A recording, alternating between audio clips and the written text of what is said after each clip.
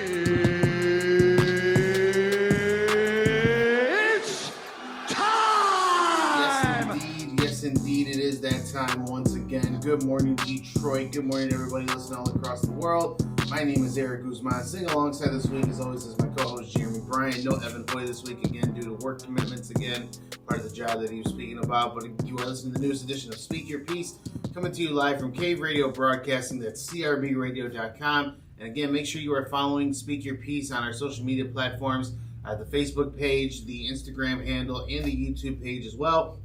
And again, as I mentioned last week, make sure that you guys are liking the YouTube channel, leaving the notification icon on, so that way when the new episodes do get uploaded via video, you can watch it and have an alert on that as well. I do need to apologize to the fans last week. I did record last week's episode, but having some technical difficulties getting it uploaded, so unfortunately there was no video for last week. But with that being said, again, I'm with my co-host Jeremy Bryant, who I have not seen in relatively close to a month since right before. The last time I saw you was the week before I got married. Mm-hmm. So I haven't seen you. Granted, you and Evan have seen each other since then, but I gotta ask you, man, how's the month been? What have I missed from you in a month since the last time I got to see you? I mean, first and foremost, let me congratulate you. Thank you, sir. Appreciate it. Because you came in here, you had the new marriage glow on you. You know, okay. I seen it. You sat down. You was like, you're happy. You're uplifted. You finally relaxed now that, the hard part is done. You already got married. Everything is, pushed out of the way. You are together and just as one, Yes. So I got to appreciate that. I commend you on that as well, too. Thank you, sir. That just means you're up next. What? I said you're up next. Anyway, so what's going on with me this week? This month is kind of been a little crazy, man. I seen that, with because you got the other job or the other commitment. Yeah, so events on events on events. Another events, like this whole month is just outrageous. I'm glad that it's coming to the end of the month where I can finally get like a couple weeks to like relax and chill. But I'll tell you right now, man, it's just been back to back, work to work to work to work. This has probably been like the longest and hardest week out of all the weeks. This week in particular? This week in particular. Okay. So what's been going on with this week in particular? What's been going on? So this week there's 3 events I had to do outside of work. One during the work week. So I had to make up time that I was going to miss at work. And to top it all off, we had 2 meetings I had to go to in one day. So I was literally at my desk for like a good maybe 3 hours, if anything, out of the day. Dang. And like my legs, my back, everything just completely tired. It's hurting. It is hurting. And to top it all off, no one got fired. Darn. No one got fired. That was going to be my next question. Did anyone get fired? Well, not a human. A human didn't get fired. I'm sorry, what? Yeah. So, all right, so you remember, what was it, Wednesday, when that was like the hottest day we've had in a while? Yes. Well, on that day, I don't know, it was 6 o'clock. Somebody was leaving through the parking lot. You know how hot and humid it is outside. Okay. There are trees outside. Okay. On a drive home. Someone, I'm assuming, flicked a cigarette out, set a whole tree on fire, bro. What? Yeah. Yes. What? I'm on the phone, literally, at my desk, looking at the computer. All I see to the left of me is smoke. Just smoke. I turn, there is a giant tree that is just fire blazing. I'm like, oh, shit. Oh, man. Next thing you know, everyone is out of their seat, rushing to the window. Everyone's just checking out to see what the hell's happening? Yeah. So did they find out what it was, or just, hey, it's a tree on fire and call it a day? No one knows whose it is or what happened or what caused it. I'm sure they know internally. They're just not saying anything, They're waiting for my man to slip up. Probably going to be going on Monday, wherever it was. Maybe. Who knows? But so outside of that, other than working your ass off and everything the past, this whole month, what else has been going on with you, man? Nothing. I'm just trying to hang out with wifey, As much as you possibly can. As much as I can. I know I'm kind of like not always at home, so it's kind of, she hates it a little bit as well too, just because she's by herself on the weekend, Every partner hates when their partner's not there with them. Yeah. It's just part of the process. That's the rough patch though. But for me, man, like I said, it's just a rough month. Hopefully it'll be done with and over with. But besides that, I haven't seen you in a month. So how did the wedding go? How was vacation? the wedding was good. I think I kind of addressed it last week as well also. And then the honeymoon was great, which I know I addressed also. Again, my biggest takeaway is driving in another country. I'll probably never do that shit again unless I absolutely have to. Wait, was it the left side of the road you have to drive on? Or no, it was like in Germany, the Autobahn, where they have speed recommendations. And me not speed knowing. recommendations? Yes. That's go listen to the second half of the show. I know you said you got through half of it last week. Go listen to I filled in your story time aspect with my trauma driving in Mexico. Oh my god. Yeah, bro, it was terrifying. You could go this speed, but yeah, but if you want to keep up with everybody else, get the fuck out the way. So that's pretty much what it is. So I would have just had to be like chauffeured around. So I couldn't have like rented a car or anything somewhere else. Listen, man, it is completely different. But with that being said, Jeremy, we have some things to address, and I have not had a chance to talk this with you here. But since we're here and we're gonna get right into everything, let's start off with what we know best right now. What's been the hottest topic? The NBA Finals this year. As I see you have your Golden State hat on right now. Yes, ladies and gentlemen, we do have NBA champs. The Golden State Warriors did take the championship in a 6-game series, as I believe you and Evan predicted. I know you guys had Golden State in 6. I swear I thought I said 7. You may have said 7, but either way. So again, you look, when Evan and I talked last week, we were at, I believe, Game 3 going into Game 4. So we had 3 games go by pretty quick, and I'll say before I get into the rest of this too. I feel like the NBA Finals schedule was very, very laxed. Like they were stretching out time. It really was, because I remember Game 1 and Game 2 were like somewhat back to back, like they were a day apart. No. Game 1 and Game 2. Actually, let me see if I can pull it because I have the schedule here right now. I swear they were like a day apart, and then they stretched out Game 3 to like Sunday, Monday, or something crazy like that. Yeah. So yeah, they were. Yeah, it was a day difference between the first 2 games, and then because they were headed back to Boston, they went back. They had a couple like day layover, and then Game 4. That was on Thursday. Then we had Game 5 on Sunday, I believe. And then we didn't get Game 6, Sunday or Monday, one of them. And then we didn't have Game 6 until Thursday. So, in result, as we mentioned before, Game 3. Game 3 was the narrative where, the Boston crowd got to Draymond and everything and all that other stuff. So we go back to Game 5. This was at Golden State, and recapping Game 5 really quickly. Golden State showed up. I mean, Boston put up a fight. They did it as best as they possibly could. But let's talk about Game 6, since that was the dagger that kind of did it, right? I'm watching this game. I'm thinking, all right, cool. Boston's at home. They're gonna have an opportunity to really push the Warriors, as best as they possibly can. And let's be honest, Jeremy. It wasn't even remotely close. We look at the score here. The final score was 103-90, which again is only a 13-point deficit. Which again in the finals, you never want to get blunt. You never want to lose by double digits. But considering it's the finals, you'll kind of take some of those losses. Yeah. They're lucky to have only lost by 13 points. You thought Boston played that bad? Boston's game was atrocious.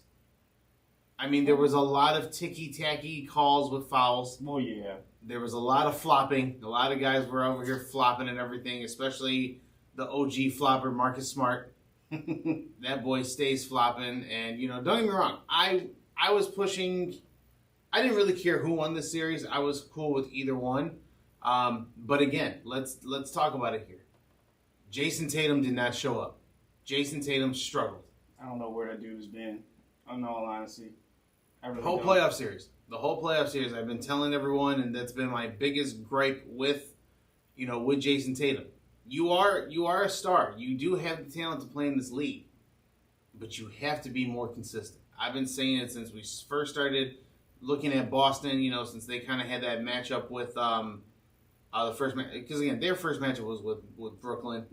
And they Brooklyn wasn't completely there, so it looked great on paper, right? But then you started seeing them in the Milwaukee series, and that was my thing then. Jason Tatum's got to be more consistent. Yeah, you got 20 points, 20-plus points in one game, but the next game you come back and you only have like 10 or 15. And that was the MO this whole series with Jason Tatum. He was barely there. Like, he had a couple good games. He showed up for his team when he needed to. And again, he's also officiating, or starting the offense. The plays are running through him. But that's your score. That's your score, and he's got to score. Yeah. Jaylen Brown, shout out to Jaylen Brown, but Jaylen Brown struggled in this series as well. Also, had a good start in the first few games. Second half of the round, started struggling. It's bad when the third quarter comes around. You're down, I believe it was 22 points, something along those lines. I know they went by halftime. They went on a 52-23 run. Jeez. Golden State did. Golden State went on a 52-23 run, and then third quarter came around. They were relying on Al Horford to make shots. Al Horford got hot in the third quarter shooting threes. I do remember that because I didn't get to watch it until like halfway through the third. And it's fine. Like, again, I just remember turning it on, and I missed most of the first quarter. Caught a little bit of this. I started watching around the second part of the second quarter. Yeah. And I just saw a blowout. I was so surprised and so disappointed. Like, you could tell.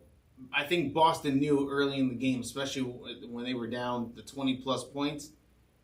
I think even the fans knew. Yeah, this shit's a wrap already, and it's only the second quarter. That's sad. Yeah, you could tell the life in the stadium was gone. It was gone at that point in time. So fast forward, third quarter goes around. Boston starts to make a comeback. I think at one point in time they had brought it within like single digits. I think it was like 9 to 8 points, something along those lines. Yeah, I think you're right. And I'll be honest, I fell asleep during the fourth quarter.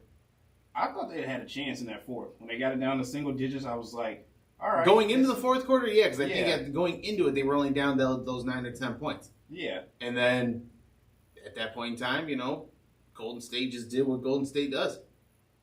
Because throughout the fourth quarter, all I seen was Steph Curry coming off screens, wide open threes, which I'm just like, how are they leaving this dude wide open? You guys have the defensive player of the year on your team. But it was also in foul trouble with that as well, too. I think by the second quarter, he had 3 fouls. Gary Payton. Smart. Yeah, Gary Payton, too. Gary Payton, the second. Oh, he was in foul trouble, too? Yeah, I think in third quarter. By the middle part of the third quarter, he had 4 fouls. Yeah. So let's talk highlights here on the Warriors aspect of that as well, too. So, again, the Warriors win their 4th championship in 8 years. Steph Curry finally gets the Finals MVP, which again, you can talk about. Let's kind of talk about that here as well too. I want to look at that as well. So again, you have the four championships in 8 years. Yep. And then Steph gets his first Finals MVP, right?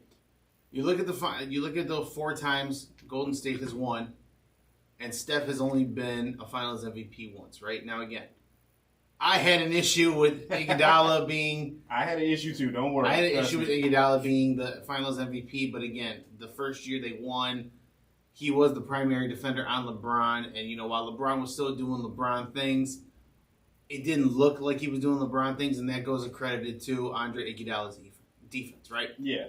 So I can kind of see where they give that one. We look at the next 2 that they won, the back-to-backs, where... KD's on there, right? Okay. I'm sure he might be jumping teams to come back to the Warriors. It's okay. I don't think so. It's okay. You can come back. I don't think so. I think that bridge has been burnt. And not necessarily in a bad way. I know he still has relations with, Draymond and Steph. Clay is a questionable one, yeah. But, okay, you can see that, like, look, hey, a lot of people will say Golden State doesn't win those 2 championships without Kevin Durant. I tend to disagree because, again, they won before Kevin Durant, and they've now won after Kevin Durant, right? So, again, I've said that from day one, though. Mm-hmm. Because, again, who did you have on that team before you had Kevin Durant? You had Harrison Barnes. And Harrison Barnes was a very big piece to the championship success as well also. Yes. So, now let's look at that aspect here as well. How do we feel that, again, congratulations to all the Golden State Warriors, the team, the organization, everybody along those lines. But Jeremy, you being the Warriors fan that you are, how do you feel knowing that Steph finally got his first Finals MVP? I mean, it feels good. I know it took a while for him to get to this moment, but it just makes you appreciate it a lot more. And you can tell that night when he accepted the trophy and was on stage, and even before that, you've seen him get emotional before like the last 2 minutes because he knew they had it in the bag. Yeah. He knew it was a wrap. You started seeing him crying, you started seeing him laughing, and then Steve Kerr took all his starters off, brought Iguodala back on because this was probably his last season as a Warrior. It's going to be potentially one of his last seasons. He could be retiring, so honoring him that way, I mean, it just feels good that, like, finally you got recognized, you got noticed that, hey, I didn't have the best team this year. We had tons of injuries. Everyone wrote us off, but yet somehow, some way, we pulled this shit together, and look at us now. I disagree with that. I don't think that they wrote you guys off. I think they underestimated you guys because, again, you had you had guys starting that you didn't really know much about. Again, Jordan Poole, Gary Payton II, Draymond's injuries, yes. The question marks of Klay Thompson coming back in and how he would fit into the system. Right. Those question marks were there, but I don't think they wrote you guys off. Because I saw them thinking all the other teams in the West were going to dominate. Of course, LA, Milwaukee, Dallas, I mean, Phoenix, of course, you always consistently thought Phoenix was going to run it back. Since last year, you have to put Phoenix in that conversation. Yeah, you always thought Phoenix was going to run it back. So I just feel like, as you said, maybe they were overlooked. Yeah, and that's fair. That's a fair overlooking. Now, the hot topic question that has been going around since the championship does revolve around Steph Curry. And I want to ask you here as well. I have an answer, but I want to ask you. The question has been, does this championship with Steph now having 4, tying LeBron with 4, being a Finals MVP, a 2-time regular season MVP, one of them being unanimous, right? He's been an all-star MVP as well also. He's pretty much had all the accolades that you could dream of, right? He's going to be a Hall of Famer. He's the greatest shooter that's played in the game of the NBA. However, the question still debated is Steph Curry a top 10 player of all time? So, Jeremy, I will ask you as the Warriors fan, is Steph Curry a top 10 player of all time? I just have to say, why wouldn't he be? I mean, you just listed off all these accolades like back to back to back. The only thing that I can bring up is just that when it comes to all the other players, LeBron especially, is the simple fact that Steph did it with one team, while LeBron has flip-flopping back and forth to 3 teams. So, I mean, why wouldn't he? Some people don't want to put him in there, and I don't understand why. Like the big, and again, if somebody, when the video comes out, if anybody wants to leave it in the comments, by all means, please, let me know, because we're all open for public open, conversation, good debating. If it's going to be mean and ill will, don't put it in there. We want to do it for open, for open dialogue and conversations. But again, some of these guys talk about, what's your impact of the game and what have you done? Steph has changed the game with how 3-pointers are handled. The way how these kids are, the new generation of NBA players, they're shooting the 3 ball from anywhere. Mm-hmm. Half court, a little bit beyond half court. Like, I forget who said it, and I know I've heard it, whether it was through a sports show or another podcast. Steph Curry is the one guy where you have to be scared no matter where he's at. If he's going to pull it up, you have to count that shot's going in. So it's half court. Half court, beyond half court, whatever. Like, I'll never forget that Golden State game. Remember when it was buzzer beater, he shot it from the Thunder bench and just drained it. Like, you have to be scared of that man. That man, when he's got the ball in his hands, you have to be scared. He's dangerous. So, for me, I am with you. I think he is a top 10 player.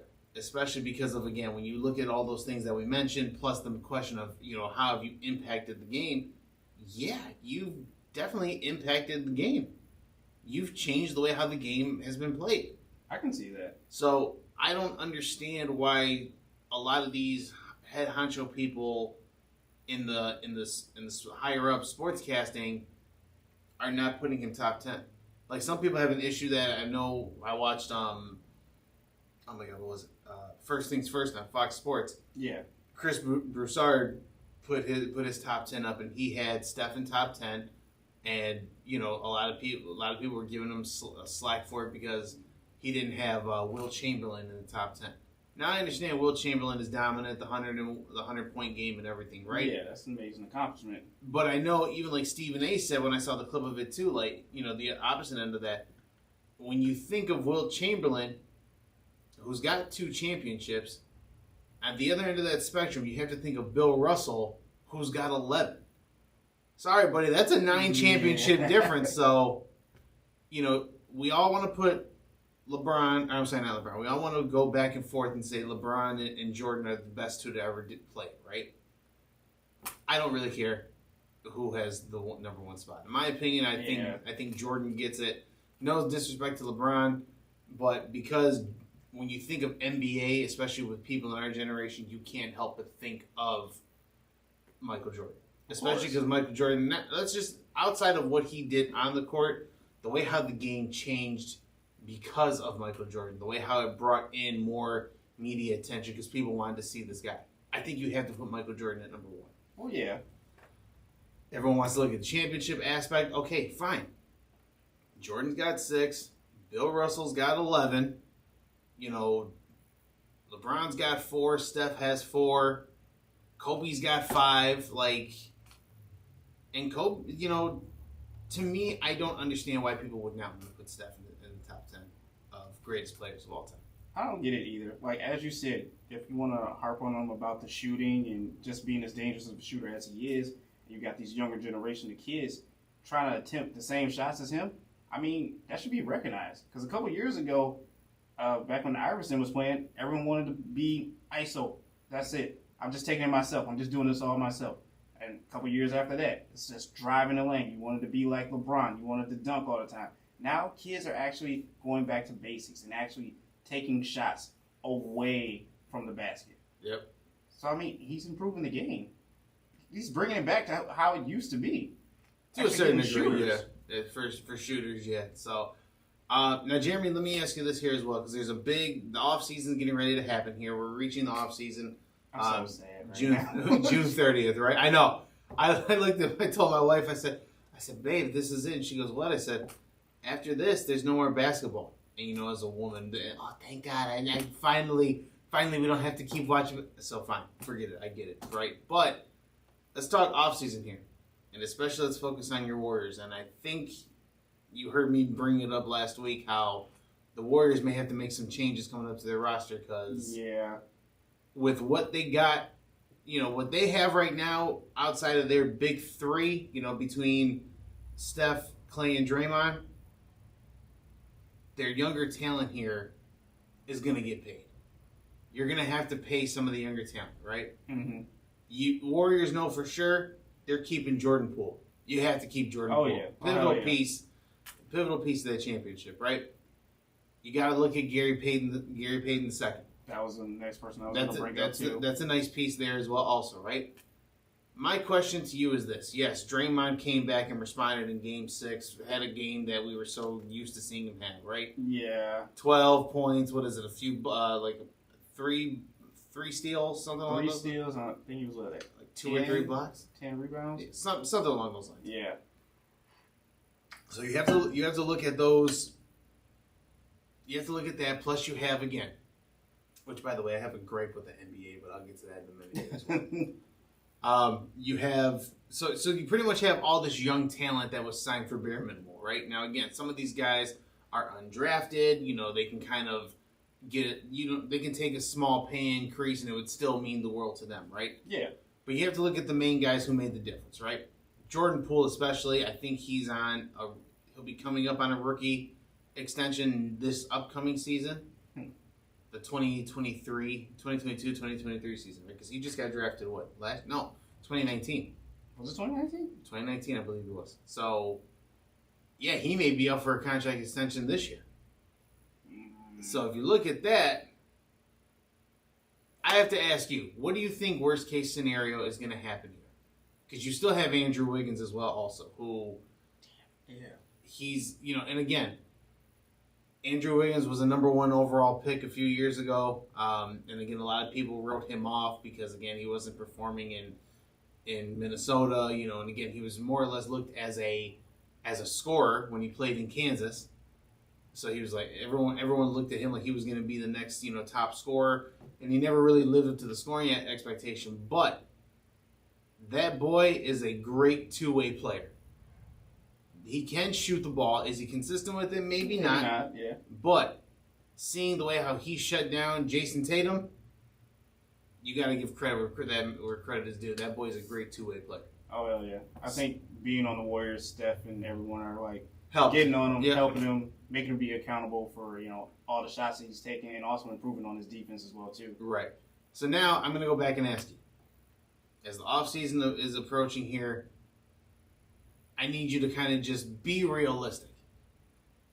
What do you think will happen in the offseason with these Warriors? Who stays? Who potentially leaves? As you said, I want to keep Jordan Poole, definitely. Because I feel like... I think you have to. Yeah. There's no question about it. You have to. Gary Payton, I would like to keep him, but if he wants to go and venture off somewhere else, I have no problems with that either. Andrew Wiggins, I believe he's still on contract for it. He's eligible for an extension, yeah. I would say see if you can try to extend him maybe a little cheaper, get him maybe on a 1-2 year deal if you can. If anything, Kevin Looney, I wouldn't mind keeping him on the bench, but we need another big man in that role right now. We seriously do. Well, don't forget you'll have James Wiseman as well, also. But that's dependent on his health. That's another question mark as well, also. Yeah, that's a big question mark. You gotta keep Steph and Clay. Like, there is no trading those two. If anything, realistically, I'm letting Draymond go just because he is the bigger liability on the court. So let me ask you this then, too. And I think I mentioned this with Evan last week as well. To pay Clay what he's already getting paid, because he's in the midst of a new contract as well also. I believe he's in like his second year into the new contract, something along those lines. Now you're going to have Jordan Poole, who pretty much does the exact same thing Steph and Clay do. Mm-hmm. Can you afford to let Clay go? Can you risk letting Clay go? I wouldn't, but... You don't want to. As a Warriors fan, you don't want to. I don't want to. But you have to look at it as well also like, hey, that team, they just paid the highest luxury tax in the NBA. They can't afford to keep paying guys at the rate they're paying them. So eventually, you have to look at someone's going to have to go. Mm-hmm. And my take last week was, if you're letting at least 2 people go, Draymond and Clay are the first 2 that have to go. Draymond first. And I hate to say that because Draymond really is like, when you look at those finals runs in the past and everything, Draymond was literally the heart and soul of that franchise. Yes. Like Steph is the face. But when you think about how that offense is run, who's keeping everyone accountable, Draymond is that guy. Yeah. So, you have to look at that as well. Like, if you pull Draymond, that's going to hurt. I think the Warriors fans would understand, like, if you're going to get a good piece out of it in return, a good long-term investment, whether it's like a few draft picks, whatever the case may be, I think Warriors fans will understand it, right? The one that'll really hurt you guys the most will be Clay. Mm-hmm. Because of what he's been through, he's been able to be another piece for this team. And again, the only reason why I say you have to move Clay is because, again, you're paying Clay too much to come off the bench. Yeah, that hurts. That hurts seeing him come off the bench. At times. Yeah. Because I know he was starting, was he not? Or was he? He was starting at times and then switched them back and forth. Coming off the bench, just kind of working back in rotation. Yeah. See how it was going to flow with Steph being on the floor as well with them. So, yeah, God, that would hurt, man. It would hurt. It's going to sting if we do, but I would like to know on the return what you could get for it. It just depends on what you can get, yeah. And I think you'll still get good return value. It may not be as great as what it once was, like 2 seasons ago. Maybe. Yeah, like if you would have gotten 2 seasons ago before he got injured, I think you could have had extremely high return. Mm-hmm. But I still think it goes from extremely high to you'll get good high value out of it. Sorry, don't trade him to I know I mentioned before the Lakers may want to go for it, but I don't want to see Russell Westbrook and Steph Curry on the same team. No, thank you. No, thank you. All right. Well, speaking of offseason here as well, too, and again, one more time, congratulations to the Golden State Warriors. Awesome job to you guys as well. Oh, do you want to talk about this? Since we're still with finals and everything. What's up? Del Curry and Sonya Curry bring dates to the finals. Woo-hoo! We're here. Did you hear about that? Okay. Go ahead, talk to me. I don't think I heard about this one. So we already know that Dale and Sonya are going through their divorce right now. As we recall from last year, or what was it, Rose Quartz and Moonwater? you read the tweets. I remember the tweets. I remember that. Well. But they're going through their divorce right now after, finally seeing 13 years of infidelity that's been going on between the both of them. They somehow brought dates to their son's finals NBA championship games. And, of course, Sonya was already rumored to be hooking up with Dale's former college teammate. Okay. Steven Johnson or Steven Jackson, something like that. I don't really know. But she was spotted out with him at one of the games. So Dale was spotted out with a date at one of the games. A young blonde lady. Doing some Twitter research, they found out that these two used to be married. Yes, the blonde woman and Sonya's current bae right now, Steven Johnson, yeah, they used to be married. Mm-mm. So now the internet is swirling did they just swap spouses, or is Dale dating her out of spite now? To me, what does it sound like to you? To me, it sounds like spite. That Yeah. sounds petty. That sounds petty. Oh, you gonna mess around with my old teammate? All right, bet. Watch this. I got you. I got your ass. I'm gonna get both of y'all. I'm gonna make y'all both look stupid. I heard about that, and then I think they were talking about it on the Joe Budden podcast. They were talking about, maybe this is what happens when maybe there's swingers, and this is what happens when swinging goes wrong. Oh my god!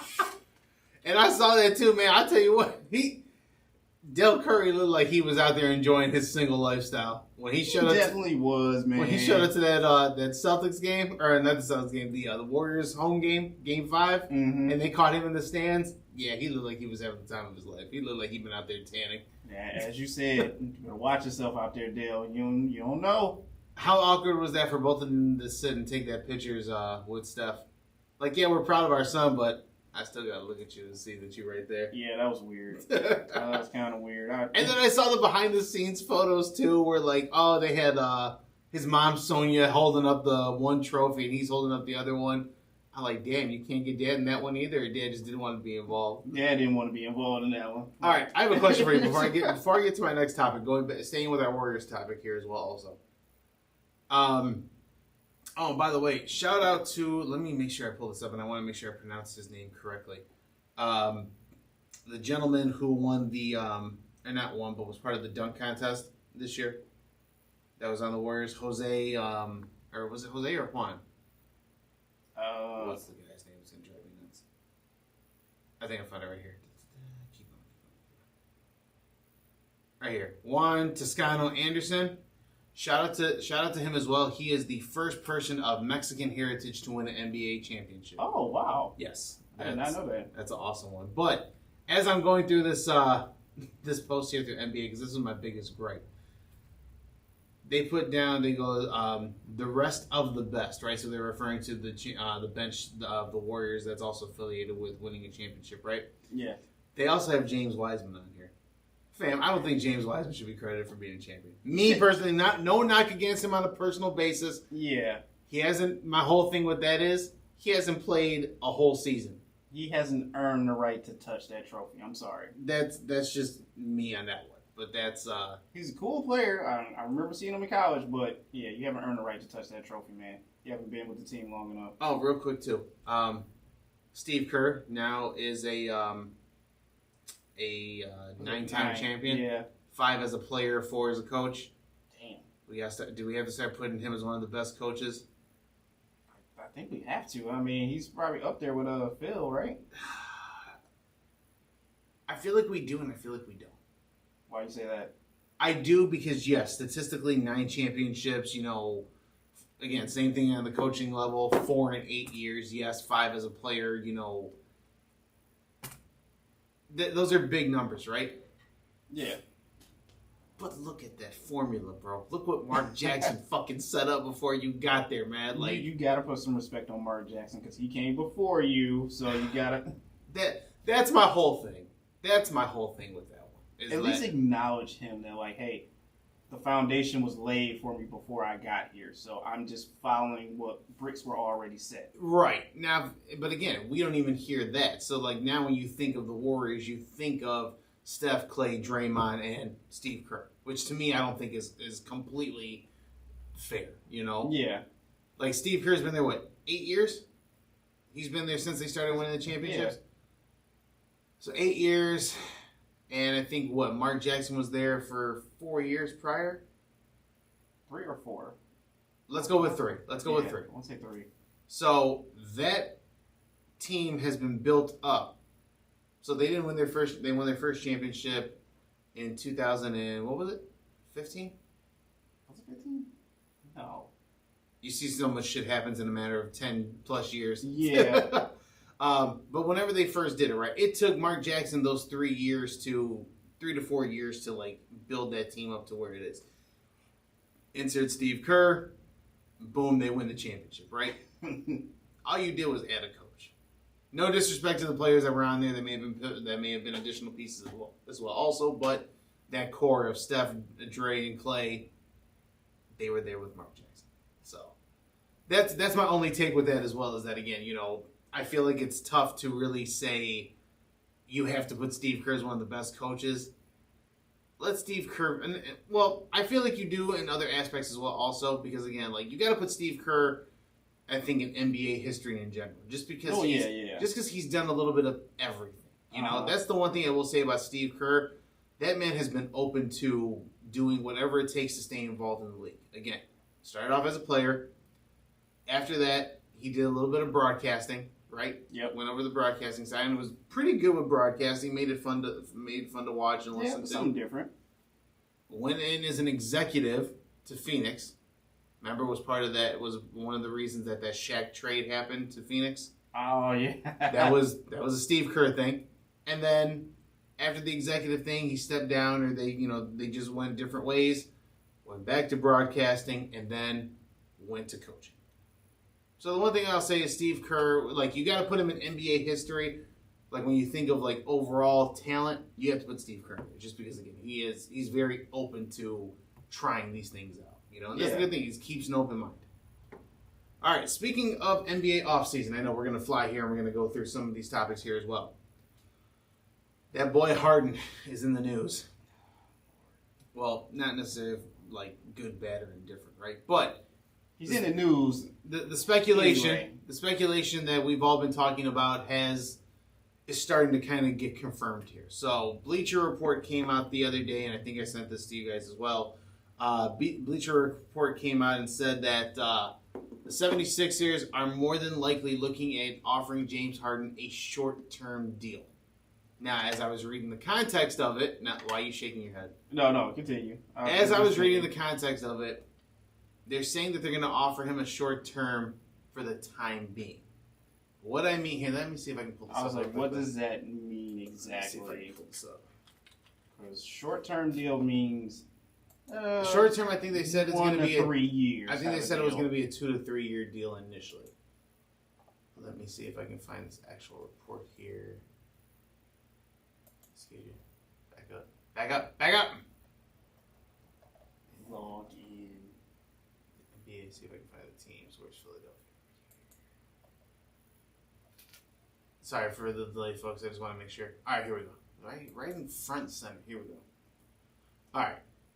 So it says, latest NBA intel sources say James Harden will sign short-term extension with Sixers. As we move forward, so it says Harden and Sixers leadership are aligned. One clear directive, sources said the franchise's best opportunity to compete for a championship starring Joel Embiid, as well as Harden's optimal opportunities to earn his first NBA ring, resides with Harden playing in Philadelphia for the foreseeable future. Sixers ownership, though, has been resistant to the idea of giving a full 4-year maximum contract extension beyond the 2022-2023 option that James Harden has. or the 5-year deal Harden would be eligible for if he chooses to decline his $47.4 million player option for the next season. Signing perhaps a 2-year extension after his option season to create a new 3-year framework could also provide Harden with greater optionality for his own career. Excuse you. Get on my face. In any scenario, Harden is expected to pick up his player option for the 2022-2023 season, but as the Sixers' further financial commitment to him remains to be seen once the legal negotiation period begins. Since Philadelphia acquired Harden, okay, we talked about that. Until that 6-month benchmark, Philadelphia would only be allowed to offer 105% of his 2022-23 salary in the first year of a 2-year extension, followed by a 5% raise for the second year for a rough total of $149.3 million through 2024 to 2025. If Harden waits until August 10th to sign his extension, he could receive an 8% raise on the second year extension, which would net him a total of $150.8 million, according to calculations provided by Bleacher Report. If Harden opts out, the maximum he can earn on a new 3-year deal would be $150.7 million. So, I'm not going to keep going into the numbers. It all sounds very confusing. But with that being said, when you look at this and kind of see it written out in text and reading along, what do you think is, the best option for this organization? Well, first off, Philly is smart for sitting here saying we're not trying to give him a max 4-year deal extension. Nothing like that. Very smart. Very smart on that end. You say short term, as I said, I'm thinking 1 to 3 years. But now they're looking at 2 to 3-ish kind of. Now after reading all that, I'm gonna sit Harden down. I'm gonna tell him, look, 2-year extension. This is what we're offering. Are you in or are you out? Because you need to prove to us that we can count on you when we need to. Right. Joel Embiid needs you out there. So in all honesty, tell me straight up if you are going to be committed to this Philly franchise. If not, then all right, we'll figure something else out. But I need your word straight up, face to face, man to man. Hey, are you going to be here for us when we need you? I'm looking at it here, and as I'm reading this as well, also, look, the best you can give them, if you want to keep them,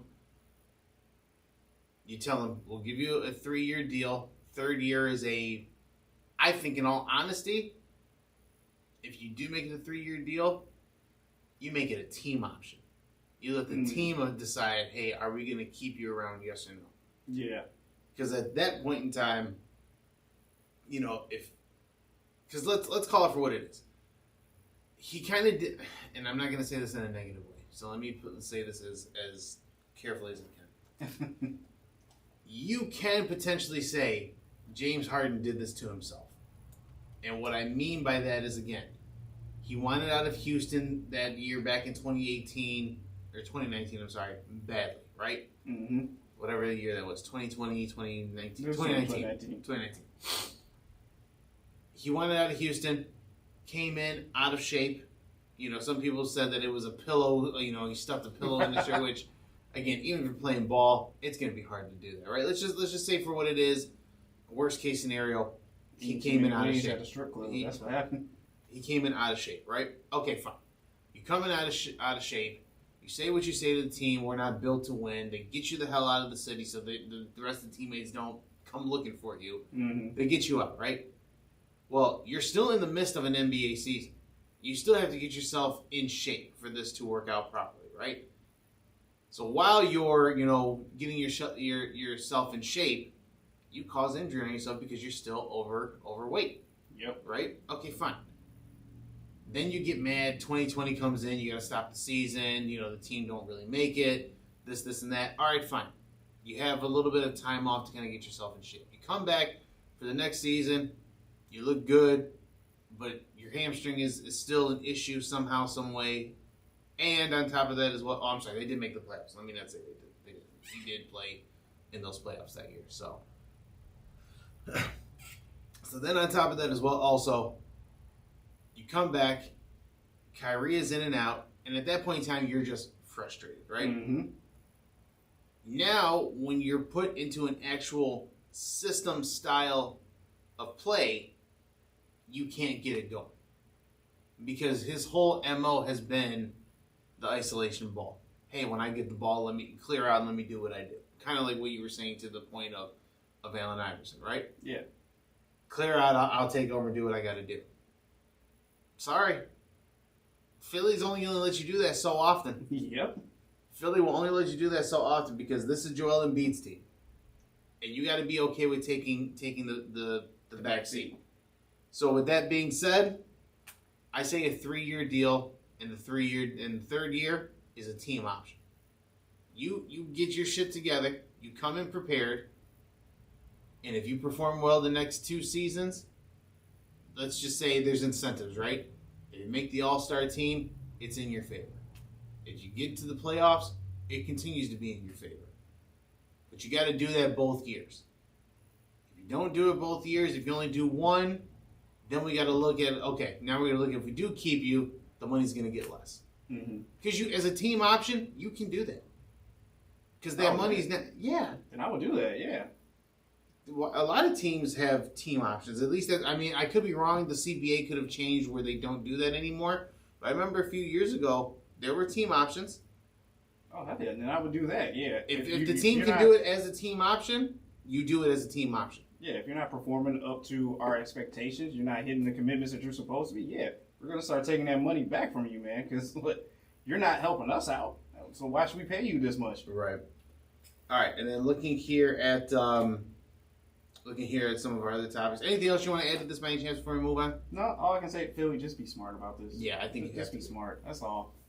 Going with the I meant to do that with the other topic, but we'll go back to that one. Let's go to WNBA here, and we got a little bit of sad news here in the WNBA. We got 2 bits of sad news, but we'll start off with the least of sadness news. Okay. WNBA legend Sue Bird, who I don't watch the WNBA very heavily, but I do know who Sue Bird is. I do know the name. I do know some of the accolades as well. We got news, and she came out and told the world that at the end of this season, it's a wrap for her. She's going to be hanging up the shoes and calling it a career. So, Jeremy, with that being said, again, as we mentioned before, we both don't really watch the WNBA, which is something we got to get better at. But again, knowing the name as well, what do you take away from Sue Bird, calling it a career? I mean, she's had an amazing career. I know she's literally been with the same team her entire 21 season career? Something like 21 year yeah. career. She's been in the league for a while, man. She's just been with the same team. I know they have a couple championships on her belt. I know she's got a couple of WNBA All-Star. Yep, so I'm kind of looking as well too. I apologize. I'm looking at Wikipedia just so it's the first thing here, so we can get some accolades out. I believe she was the assist first leader, top WNBA assist leader, I believe. Let's see, career achievements here. Only player to win a WNBA championship in 3 different decades. Oldest active player in the WNBA. They had to put that out there. I don't like that one either. But top 10 all time in first in most seasons played, first in games played, first in assists, first in minutes played, first in All-Star appearances. Okay, we're not doing that one. Second in 3-pointers made, third in 3-pointer attempts, fourth in steals, seventh in field goals attempted, 7 in field goals made. So she's, listen, for the WNBA, she's a legend. She is. She's truly. And I think even in sports in general, I know we keep just saying WNBA, but anyone who's a fan of the sport, basketball in general, men's, women's, whatever the case may be, she's a legend in the sport. Even off the court as well, because I know she's gay. I did not know she was married to Megan Rapinoe of the soccer team. I didn't know that either. I didn't know that either, but they are both huge, accolades and contributors to the gay pride that is going on right now that we have. So yeah, shouts out to them. Even kind of looking at some other career information, she played ball at UConn from '98 to 2002, all 4 years. Drafted in the WNBA back in 2002. She was the number 1 overall pick that year as well, selected by Seattle. She's been with that team, I believe, the entire time. So, again, pretty It's been an incredible career. Incredible career. So, with that being said, we wish Sue Bird the best of luck. Now, I hope she takes on coaching or something after this. Or yeah, I think some players are good fits for coaching, and some of them are not. So we'll kind of have to see what she feels is best for her as well. Now, looking here as more news continues to come up about this story that we've been following for a while, Brittney Griner, who has been detained in Russia since February, right as the Ukraine war started going off. Excuse me. They have announced that Brittney Griner has a hearing now. It was supposed to happen, I think, in May. Yeah. And then it got pushed back. But now it's been released saying that she will have a hearing in July.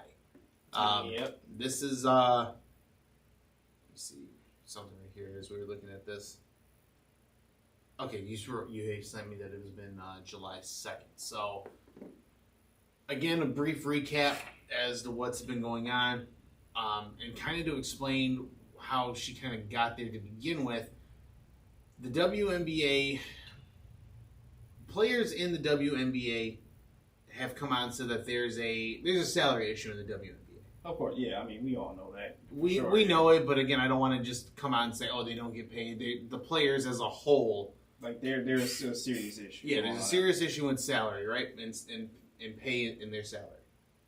What a lot of these WNBA players do to kind of make up for ends meet is they go and play ball internationally overseas in other countries to kind of help continue to bring in the money that they need to sustain their lifestyle, right? Brittney Griner is no different than that, right? So Brittney Griner, one of the places she goes and plays at is Russia, where they do pay pretty well. There's a competitive team over there, and again, the incentive to continue to work on your craft.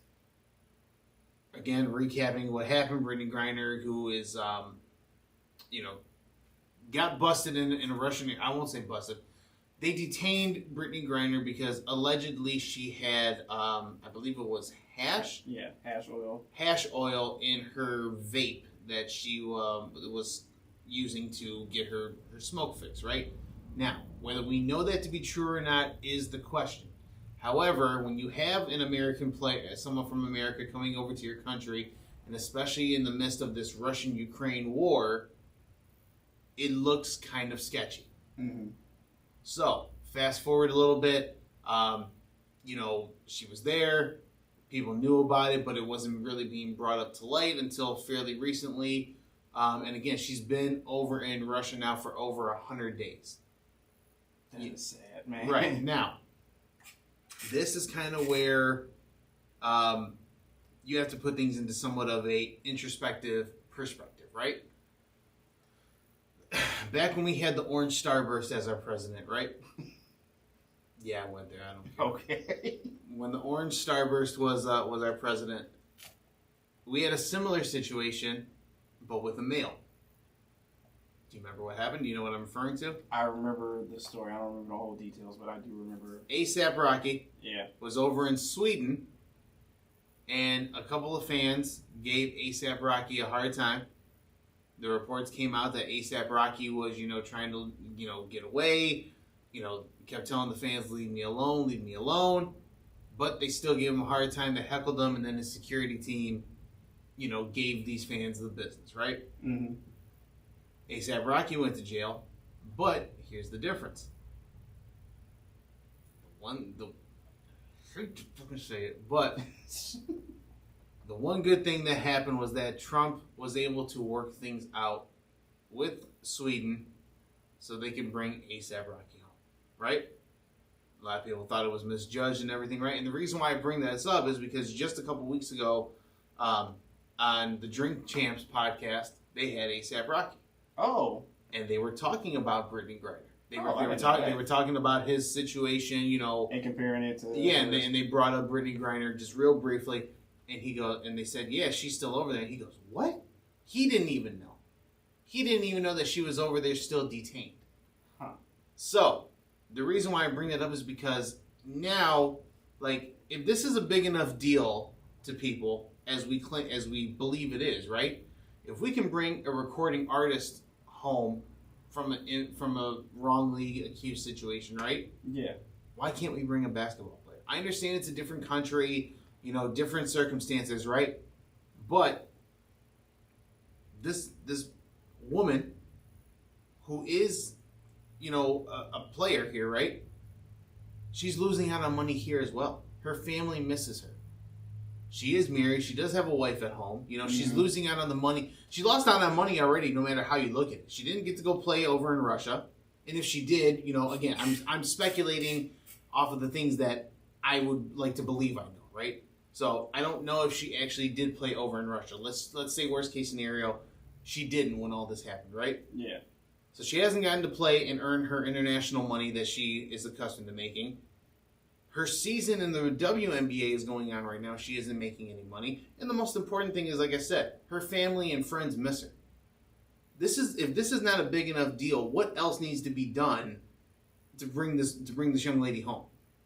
I have no idea. As you said, this is two different countries that we're dealing with right now with the situation. But if it was so, I don't want to say easy, but I guess not an issue to somehow bring A$AP Rocky back home, what's troubling this issue right now? Right. I know the WNBA and our government are supposedly working with Russia to try and bring her back, but I don't see how it was so quick when Trump was in office versus... I think we had Rocky home within about a month to 2 months. A month? She's been in there since fucking February. Like, what's the deal? The year's almost over. She got there at the beginning of the year, and now it's the middle of the year. I don't understand what's going on. Like, what is the huge hassle? What are they not telling us more information that happened that we just aren't aware of to detain her for this long?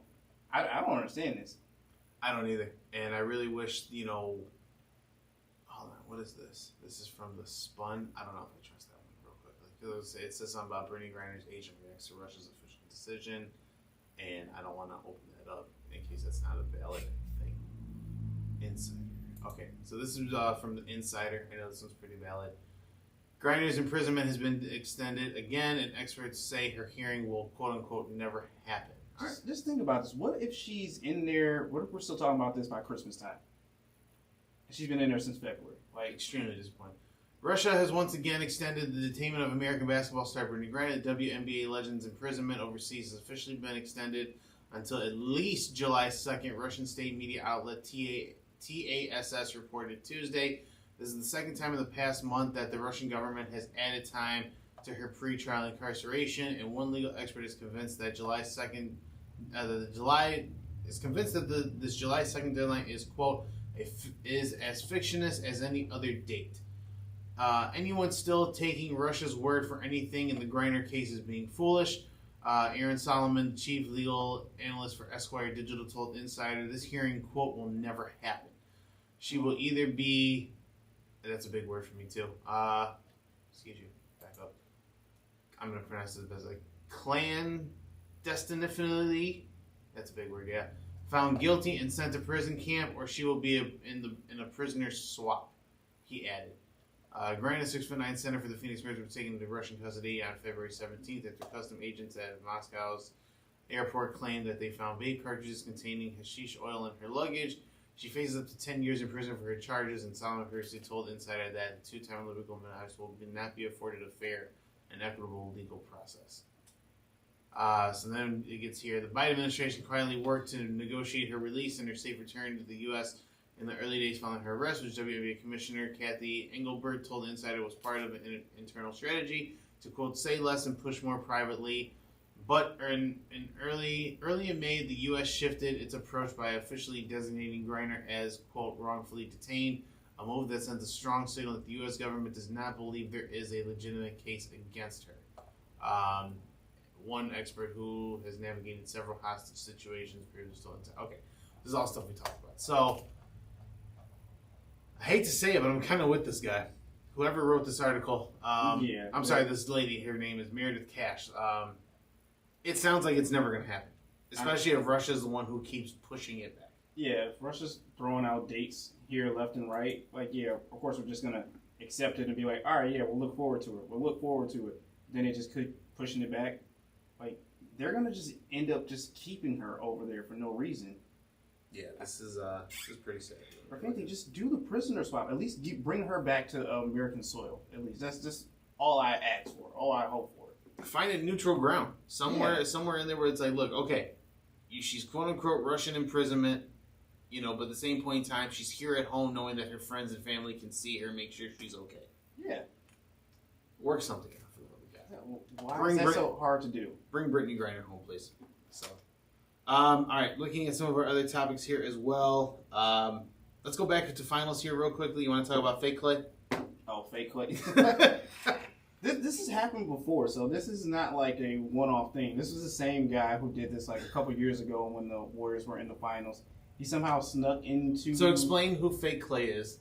All right, so fake Clay is basically this guy impersonating Klay Thompson himself. I don't know his name. Looks fairly similar. He looks slightly similar to Klay Thompson. At about 20 pounds. Yeah.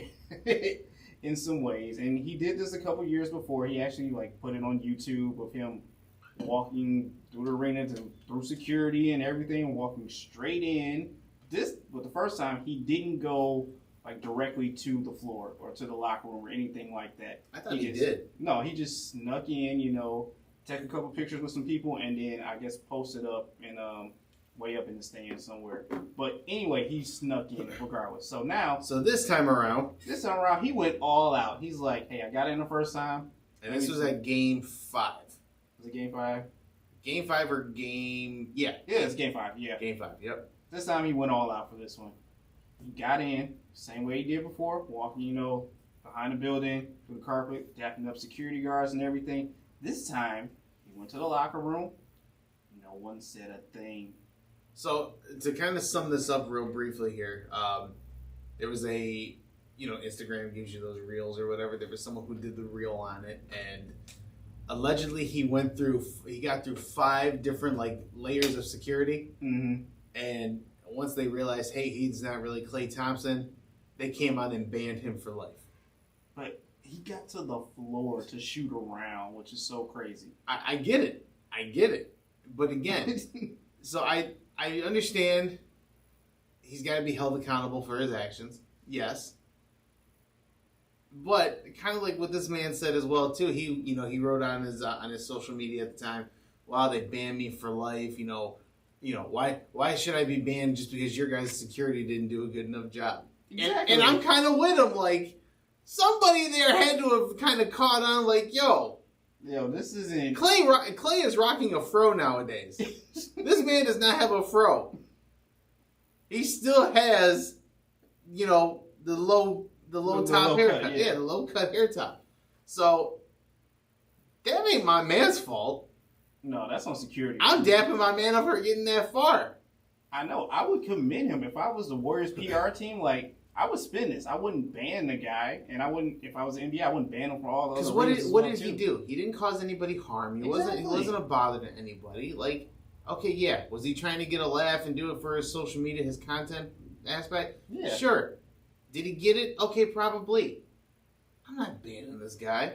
I may be telling him, hey, listen, you can't come for, a season. Yeah, block you off for a season, but if you're the PR team, like I said, spin it. Hell, when the parade goes on, bring both of them up there. Fake Clay and regular Clay. Be can you tell the difference? Come on. I mean, like I said, there's you can tell he's a little bit of a chunkier guy, but still, make light of the situation. Hey, this is a loyal fan who kind of went through it all to try and sneak his way into the arena. Right, exactly. So I feel bad for the guy, man. I really do. I do. That's messed up, man. That's fucked up. And then apparently Clay said, he's like, yeah, I feel bad, but I guess that's the price you pay for trying to create I don't know what's been up with Clay. Clay got some spice. And real quickly to go back, I know we're done with finals and everything, but I do want to go back and kind of address it, right? Clay got some spice. First off, the Warriors had some spice for everybody, right? But there's a double-edged sword to this, right? Clay got mad by Jared Jackson Jr.'s tweet, right? A few months ago when the Grizzlies had beat the Warriors back in the regular season and they used their little slogan, strength in numbers, and he had tweeted it. And Klay Thompson responded, yeah, this bum on the Grizzlies, pretty much talking shit to the Grizzlies team, right? John Morant responded, that's all right. We got real estate in your head. That tells us all we need to know. I'm paraphrasing that, right? Okay. But I think that's a valid point. Like, if you're letting that tweet get to you during the regular season, and you bring that up now, yeah, I think the Grizzlies, you guys may be potentially scared of the Grizzlies taking your spot next year. Yeah, if you're still talking about it right now, yeah. Yeah, you know, they got real estate. The Warriors were very petty during their championships, celebration. But you know what? Considering what, like we mentioned earlier, what they went through, they can do it a little bit. You can do it a little bit, to an extent. You don't have to go don't be extremely petty. Because I feel like Draymond's going to tweet out some dumb shit. He already did. He already did. What now? The Jaylen Brown tweet about the energy's going to shift, and Draymond retweeted the energy did shift 4x. That's your boy. That's your boy. All right, real quickly, I have one more. Like NBA story here that's not really NBA. I got to give a huge shout out to Shaquille O'Neal. Yeah. There was a story that went around about how one person paid a $25,000 tab at an entire restaurant and apparently left a very generous tip, which was all part of the $25,000. That person came out to be Shaquille O'Neal.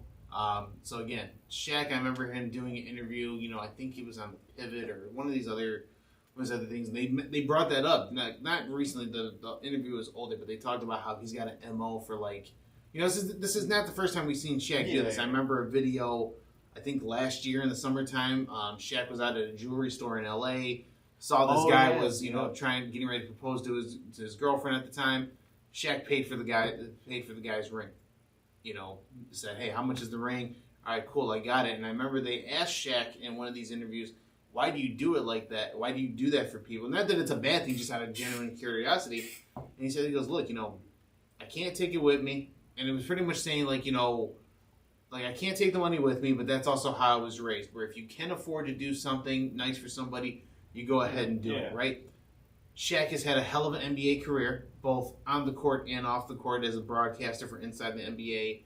He's got his kids. His kids are seem to be taken care of. I'm not going to speak on what goes on in Shaq's house, but they seem to be pretty well taken care of. Shaq has made many business ventures as well, lots of endorsements. So for Shaq to do something like that, again, do those nice gestures. I think there was another one where he bought a couple of computers for some kids as well. Also, he's done a ton of stuff. The computers, the ring, this paying dinner for everyone. I believe one year he actually paid off a Christmas layaway for Walmart. A few years ago, I remember seeing that one. Yeah. Shaq's the fucking man. That's all I can say. He's known for doing these gestures like this, and it's just amazing to see. I would love to be in an area where he does one of these things, just so I could be like. But don't ask for it. Yeah, don't. I'm not gonna ask for it or anything. I would dap him up. I'd give him a big ass hug. With my little ass, give him a big ass hug. Be like, bro, you're the fucking man. That's all I can say. That's unreal. We need more people like this in the world. Absolutely. And that should inspire you to know that even if you do make it big in life, whatever your dreams and aspirations may be, it's okay to pay it back. Yeah. It's okay to, give back to your community. Again, some people say, well, how is that giving back? It's extremely giving back. So he's helping somebody pay for something that they may not be able to afford or something they may struggle with paying for. Exactly. I saw that shit when the ring proposed, and I said, "Damn, I wish I was in LA when that happened. Would have made me feel a little better." But right. I'm fortunate enough to say I was able to do that. Yeah. That guy may have been fortunate enough to be like, "Wow, Shaq really helped make a difference in my life, where I didn't potentially have to go broke to do some." Again, some people will do that. They will go broke to get those things that they feel that they need to do. I've seen people say, I spent my whole savings to buy my wife's ring. I've seen it. I've heard it. I've heard about it too. Yeah. So for someone like Shaq, to come in and be like, hey, here's how much is the ring? Oh, $10,000. I got you. Don't worry about it. Here's 10. I got you. Yeah. To me, that's fucking awesome. That's beautiful. And even one of the other things too. Shaq, I think about a year ago, was on that sneaker shopping with Complex. Mm-hmm. And at that point, and with that show, their MO is they buy shoes for themselves, right? Shaq, I'm sure, I forget if he did buy shoes for himself, but I remember specifically at the end of that show when he did the shopping, he bought shoes for like 10 kids that were outside. He goes, I brought a few kids with me that need some shoes. I'm going to spend this episode, buying shoes for them. That shit is nice. Fucking dope, man. That's nice. Shaq is one of those people that I would just love to meet. Just because. Just everything that he's done on and off the court. Yeah, the on-the-court accomplishments are good, but everything that you do for people outside of, the NBA and the TV world is just amazing. I think Shaq's one of the people I would love to meet, do an interview with, and just be like, bro, like, just talk. Just talk. I don't care what you say. Just talk. All right, Jeremy, we got some entertainment news here, and boy, do we have a lot of entertainment here. So what do you want to get into first? I know, did you watch that movie Hustle, the Adam Sandler movie? I did. I was going to bring that up to you. I didn't know if you guys were going to talk about it last week, but man. I watched it just this week, so okay. Man, that was a good movie. Okay, so you enjoyed it. I thoroughly enjoyed it. My girl was actually reading a book right next to me, and then when she seen like what was going on in the story, she was like, "Oh, I gotta put this book down. Wait a minute, this is getting good." I will say Adam Sandler's done a pretty good job. I wasn't crazy about the Uncut Gems movie. Yeah, I was here. But the role that he portrayed, venturing out of like not doing straight up comedy, he's been on a roll for that these past few movies, or some of these past few movies that he's done. I think Adam Sandler, I don't know if he'll get one. I don't know if they'll put him one or put him in the nomination for one, but I think he needs to be in the discussion for potentially an award for this movie. Oh, yeah. I think the storytelling was done really, really well. I think him, showing... Remember you and I had a conversation about, like, Ben Affleck, like, one of the guys... He's just one of the guys that you look at him and say, like, oh, that's Ben Affleck. You always tell who it is. Yeah. I still got that with this movie, but I didn't feel like it was goofy, silly Adam Sandler. I really felt like this was, like, even if it was Adam Sandler, like he meant everything that he was saying to this kid. Like, I believed... Even though I still knew it was Adam Sandler, I believed he was the scouting agent, I bought into it, And other than the goofy movies, it's been a really long time since I could look at Adam Sandler and say, I believe in the character he's portraying. This was the first time in a while. So for me, this was a really good movie. I enjoyed it very, very well. Shout out to all the NBA players that got involved in this movie. Oh my God! Yeah, the whole credits list is like 5 minutes long of just NBA cameos and everything. It is so unreal, and I'll tell you right now, Anthony Edwards and what's his name, Juan Hernan Gomez. Like, if their NBA career doesn't pan out, they have an amazing opportunity in acting right now. Especially Anthony Edwards.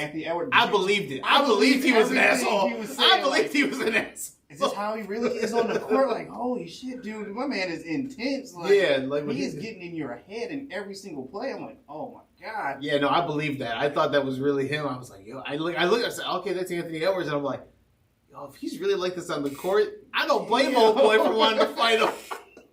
I don't blame old boy for wanting to fight him. But no, everyone who played a role, even Kenny Smith, I believed he did a really good job. Like, everyone who was involved in this movie, casting, the acting directors, everything along those lines, everyone did a phenomenal job. Like, this movie really stands out. Yeah. I can move this up into, like, I'm not going to say one of the all-time greatest, but it's one of the best sports movies I've seen in a long time. Yeah, definitely one of those top Netflix-produced movies that they put out there on their streaming service. It's definitely out there. And as you said, all the cameos of all these NBA stars. And honestly, you have to thoroughly look through this entire movie, because if you blink, you will miss a certain star here and there. Yes, there's a lot of people. As you said, when we were rolling through the credits, I didn't know street ballers were in there. Yeah, I didn't know that either. I know you guys were talking about the 30 for 30 last week, but no, we didn't get a chance to talk about it. You didn't get a chance to talk about it. Evan didn't get a chance to watch it. Well, yeah, you guys brought it up, but yeah, seeing AO was in there, main event was in there. Main event was in there. Yeah. Prime Objective, dude, the professor. Yeah, the professor was in there too. That one I saw. I was just starstruck at all these NBA stars here. Still couldn't pay to get Joel Embiid or James Harden in there, but oh well. Yeah, I liked how they did that. You got knocked, but you at the end of the game. At the end of the game, they're like, "All right, it's a Philadelphia game." I go, either Joel Embiid didn't want to be a part of it, or they really recorded this when he was injured and didn't play. But I remember he played most of the season this year. So, oh boy, fair enough, man. Okay, so you saw this too, Joker 2, the sequel, dude. But apparently, you said it's reporting it's going to be a musical. It is official. Joker 2 is in the works right now, and they have made it that it will be a musical. Joaquin Phoenix will come back again to play the Joker. This will take place, I'm assuming, in Arkham Asylum, where he meets up with Harley Quinn, who will now be played by Lady Gaga. And Lady Gaga has had some. Well, we already know her as a singer, so she's already good in that role. Joaquin Phoenix has played in Walk the Line. Johnny Cash, yeah. I always forget about that one too. So he does have some singing chops as well too. So now they're trying to bring this together to become a Joker 2 musical type of deal. Lady Gaga will also put in some music as well for the soundtrack.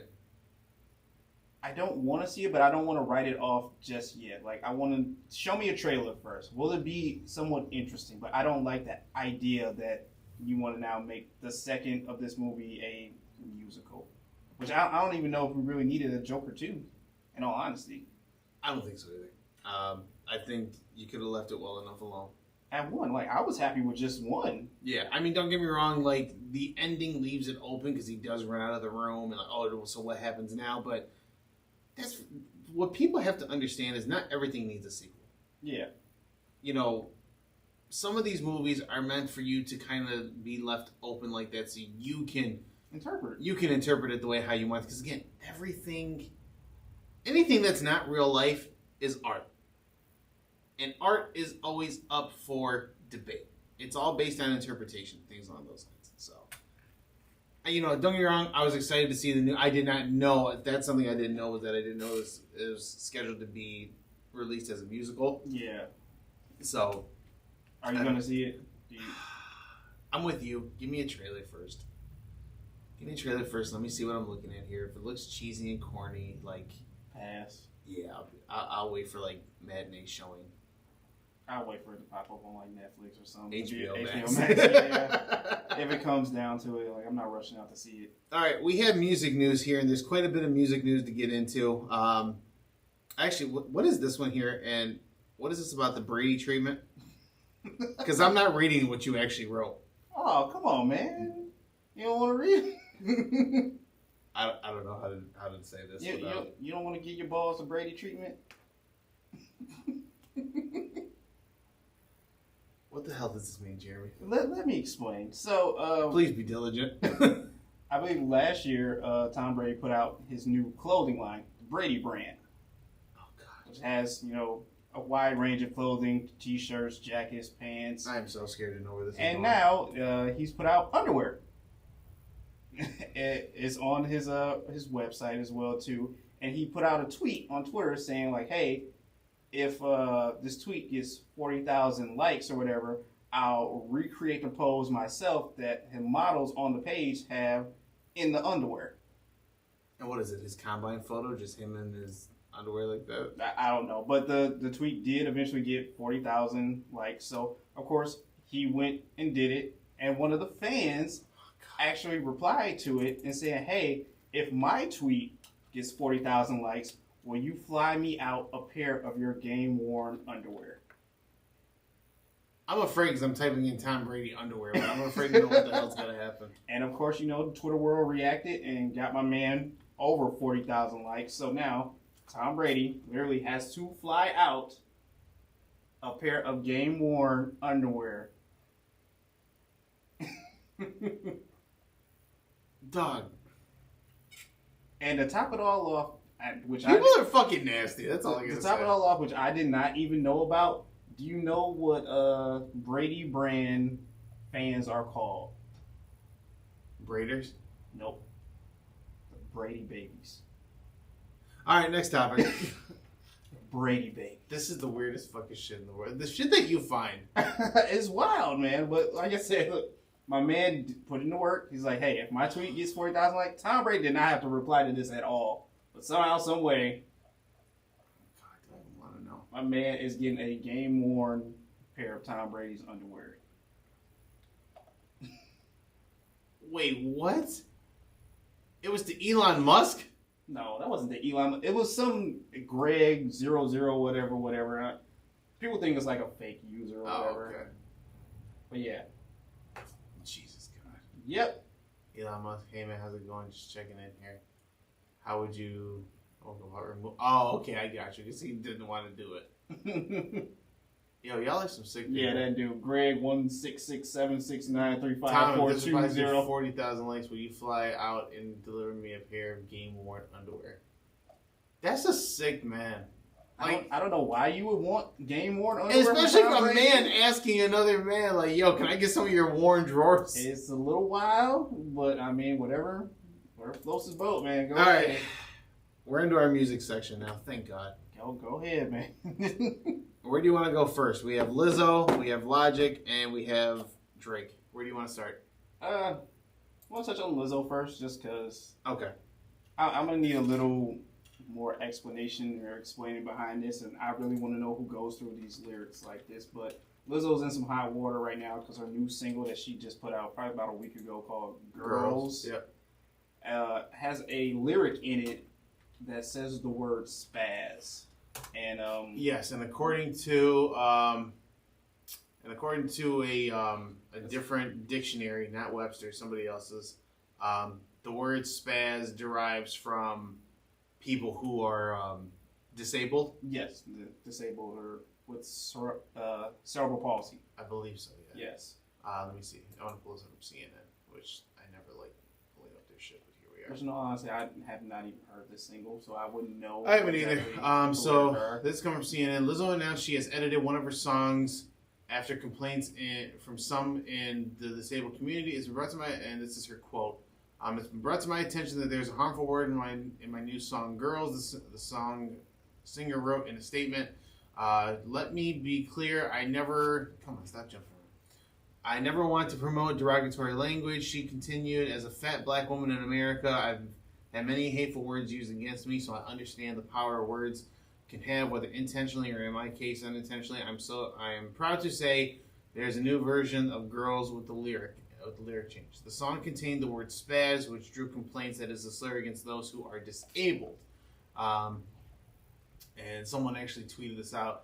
Hey Lizzo, my disability, cerebral palsy, is literally classified as spastic diplegia, where spastically refers to unending painful tightness in my legs. Your new song makes me pretty angry plus sad, one person tweeted. Spaz does not mean freak out or crazy.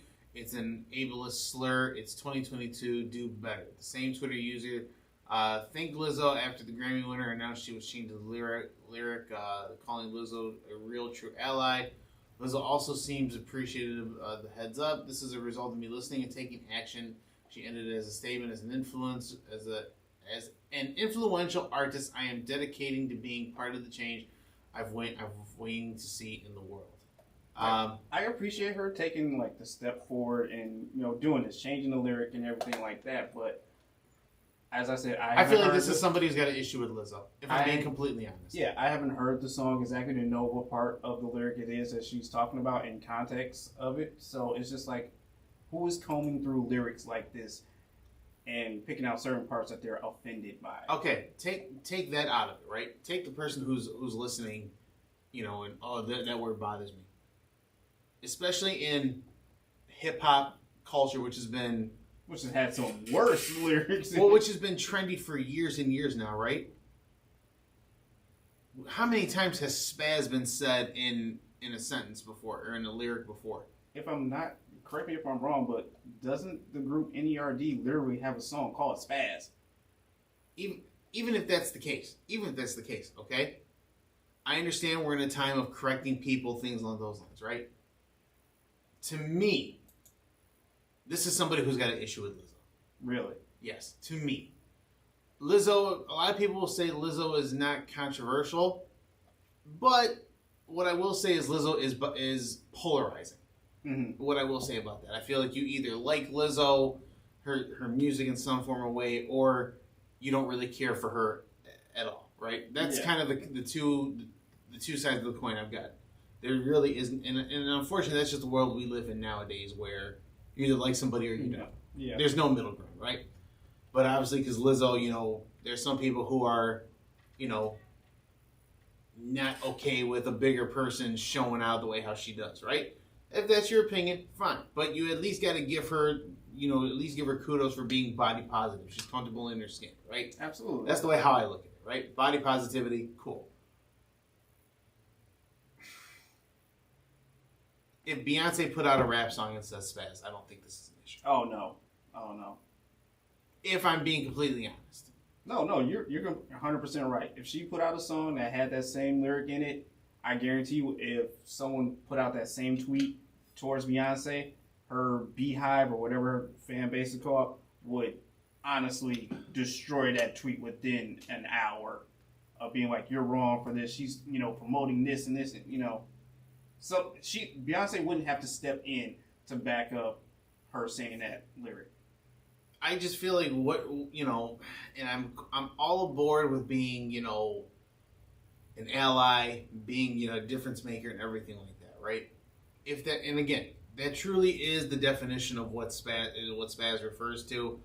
I understand how some people can be, you know, can feel a certain way, right?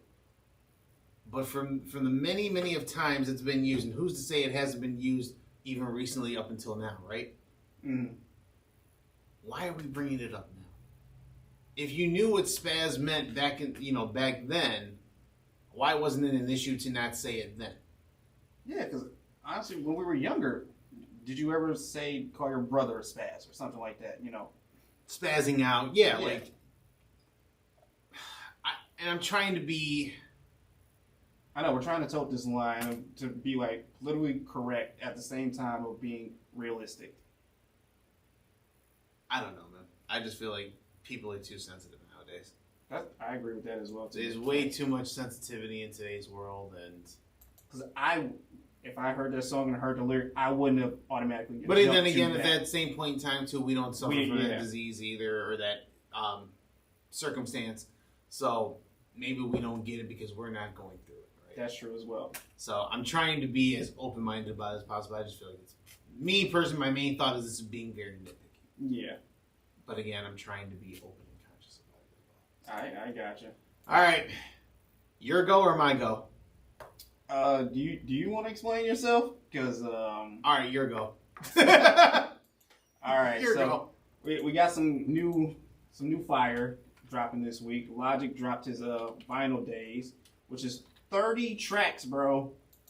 I didn't know it was that long. It is 30 tracks, but I mean the tracks aren't long. They're maybe like 2.5 minutes. You know, not really a chorus or anything. And half of the tracks are actually fucking voicemails, which I thought was kind of weird. Oh, it really is 30 tracks. Holy shit. Yeah, there's voicemails on like half of these, which he could have cut out in all honesty. But it's not bad. I know this is not all recent Logic stuff. Some of this is old stuff that he just didn't put out. But it has that, you know, mixtape vibe to it that, you know, you miss from Logic. You miss from Logic in this old mixtape days, you know? Yeah, I mean, I'm not mad at it. Like I said, I've got through maybe about a few tracks as of right now. I mean, other than the singles that I've heard, let's see, what is it? I heard Danger. Tetris was a single. In My Lifetime, I heard Action Bronson, Black Decades. White Boy. I got through Black and White Boy, but I didn't realize I was that deep already. So I'm kind of wondering, like, J.J. Abrams. That's a voicemail too, yeah, right? that's a voicemail. Okay, so I did hear that Aaron one. Judge. Okay, so then I did hear Michael that. Rappaport is a voicemail too. Like, you can easily run through this in maybe like an hour session. Therapy Music Yeah. is a standout for me. I like that one, but Wiz is on here as well too. Royce the Five. I gotta check that one out. Yeah, that was a good one. RZA's on here because I know he's a big Wu-Tang Clan. DJ from The Game, the one with The Game, that was a good one too. Okay, so you've heard the album front to back. Mm-hmm. I don't know how many times, once, twice, three. I probably ran through it maybe like twice by now. Overall feedback on it? Overall, it's really good. Like I said, this is more of a mixtape. I don't know if he's trying to put this out as just an album or a mixtape, but this more has a mixtape vibe to me. I'm assuming he's not retiring anytime soon. Well, he's unretired, allegedly. Unretired, but I need a solid Logic album. Not just here's this cut and paste songs that, I was working on, I threw in the trash, I didn't really want to put out, but I still thought it was fire, so here you guys go.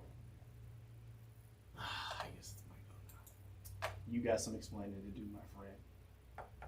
Because I was hyped up for this. So let me tell you something. You know what? I'm gonna say something here. And I'm gonna be brutally honest about this shit.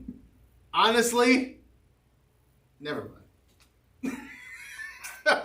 Which is the name of Drake's album, honestly, Nevermind, which I agree with you. When it comes to trying to listen to this album, honestly, Nevermind. I have a take here, but I'm gonna go through my little bit of a breakdown here. So I've gotten through one full listen of this, so I still have a little bit of critiquing to do. I will always start with love, and then I'll start with hate. So I understand. There is a little bit of, no pun intended, logic behind this, right? Okay. Drake is a master at his craft. Yes. This is a way to bring hip hop into alleged dance or it's electronic dance, whatever you want to call it, right? It's a solid attempt. Me being liking the electronic music that, I grew up with my father, there are some tracks on here that I really like. Some of them are good, some of them could be better. So I understand what that is. And again, he's a streaming artist as well, also, kind of understands the streaming game a little, probably best than most of us do. You put Drake on it, your numbers are going to continue to soar. And with that being said, too, I think this was supposed to kind of be something that kind of he got a lot of shit for Certified Lover Boy, it's not the greatest album you put out, drop the ball on expectations, right? So now I go to my hate aspect, right? And I'll never say I full-fledged hate Drake. You'll never hear that come out of my mouth. But I really hope this is a bad take that I'm going to say. Please, God, for the love of God, let's be a bad take. I think Drake is starting to fall off a little bit. Oh, no. I think Drake is starting to fall off. Oh, but no. It's not, I don't think it's creativity issues. I think it's just, hey, with everything he's got going on, he's a dad now. He's got his hands in different, business ventures as well. You're starting to see him kind of phase out of music. People still want to hear from Drake, yes. Okay, I'll give you something. Here's what I'm working on, just kind of some ideas and sounds that I'm playing with. I'll call it an album. Voila, call it a day. You're starting to see a decline in music from Drake. Mm-hmm. He'll always be a great feature artist, right? When rappers say, hey, I want that Drake feature, he'll give you that Drake feature. When Drake's a feature on a song, 9 times out of 10, it's a hit. His verse is the most notable of the verse of the song, right? Yeah. So that part will be okay. You'll always hear from Drake, at least in that form. But as far as the album projects go now, you're not going to really see anything better anymore. Again, I really hope I'm wrong. I don't fully believe in this take that I'm saying here, but as someone who's kind of watching, is kind of paying attention to stuff, because I turned it on, I heard the electronic stuff, right? So initially, I heard and I was like, okay, maybe this is because he got so much shit from CLB. Certified Lover Boy, yeah. This is the album he had really been working on. I was like, all right, cool, bet, let's go, let's check it out, right? Again, literally hours, comes out at 8 o'clock, 9 o'clock. Yeah, guess what? At midnight Eastern time, we're dropping this album. It's like, oh shit, so everyone got shocked, right? And then we hear that. Now I know as of right now it's Saturday, so by the time this comes out, whenever this does come out, we'll have a few more days to sit on it. Some of the songs are kind of growing on me. Some. The third one. You like Sticky? I like Text Turn Green. That one's pretty cool. Text Turn Green is one of them. Sticky and Massive, I think. Like I said, I've only made it through halfway of this album.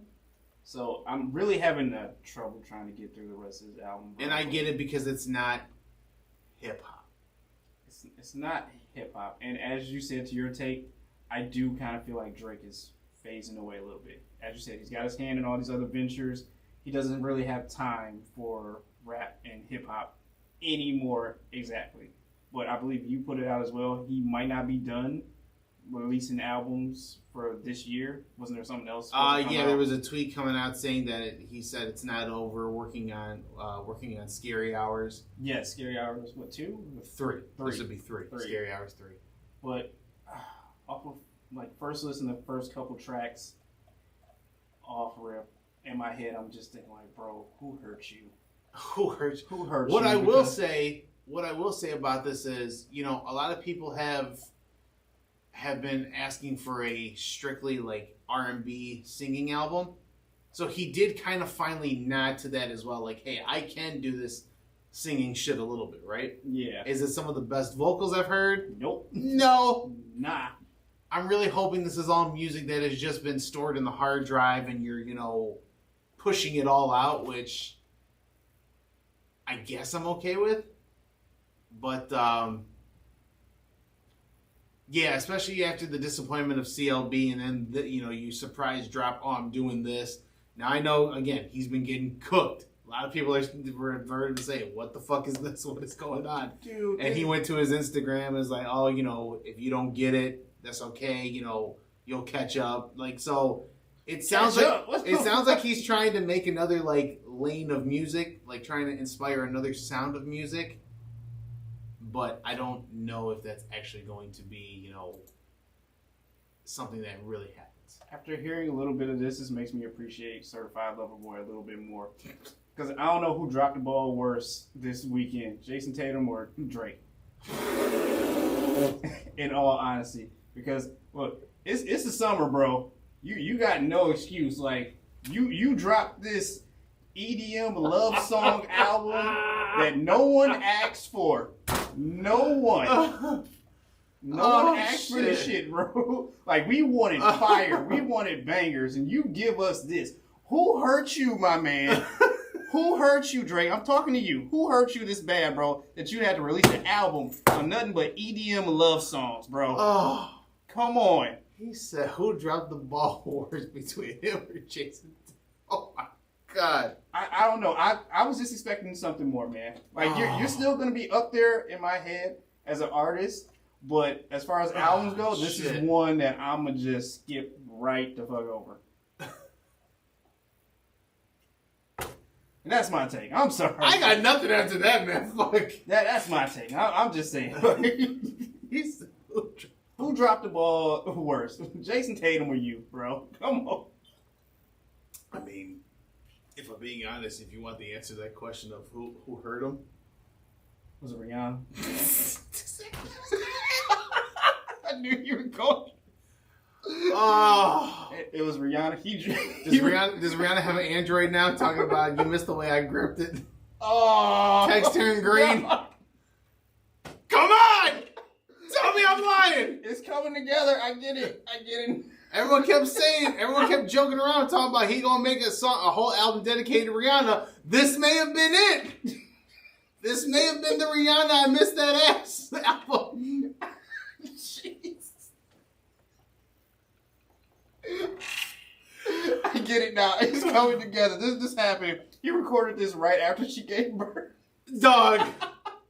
Honestly, Nevermind is him getting into his emotions about the whole thing. You know what? Honestly, Nevermind, forget it. I'm just going to give you this.